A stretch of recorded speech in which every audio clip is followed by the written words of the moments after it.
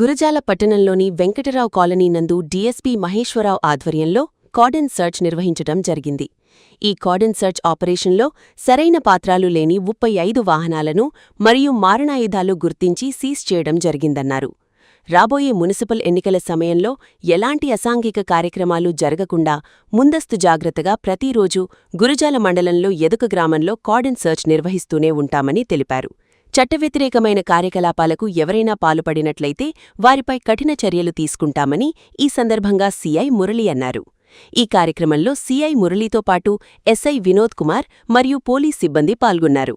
ఈరోజు పొద్దున్నే early morning Gurazala టౌన్లో ఉన్నటువంటి వెంకటరావు కాలనీలో కార్డన్ సర్చ్ పోలీసు వారు నిర్వహించేటటువంటి కార్డన్ సర్చ్ నిర్వహించడం జరిగింది.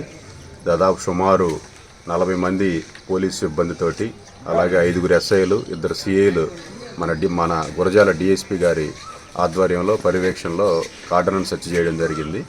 ఈ కార్డన్ సర్చ్ ఆపరేషన్లో దాదాపు 35 బళ్ళని మేము గుర్తించాము.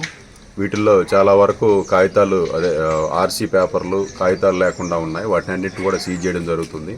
అలాగే కొంత అనుమానాస్పదంగా ఉండేటటువంటి కొన్ని పరికరాలు కూడా దొరికాయి. వీటినన్నింటినీ సీజ్ చేయడం జరిగింది. రాబోయేది ఎలక్షన్ టైం కాబట్టి ప్రతి వారం ప్రతిరోజు మేము ఏదో ఒక మండలంలో, ఏదో ఒక ఊర్లో, ఏదో ఒక ఏరియాలో ఈ కార్డన్ సర్చ్ చేయడం జరుగుతుంది. కాబట్టి ప్రజలందరూ కూడా జాగ్రత్తగా ఎటువంటి చట్ట వ్యతిరేక కార్యకలాపాలకి పాల్పడకుండా, అలాగే ఎటువంటి చట్ట వ్యతిరేక వస్తువులు కానీ తర్వాత వెహికల్స్ కానీ ఎక్కడో కూడా మీరు ఉంచుకోకుండా జాగ్రత్తగా ఉండండి.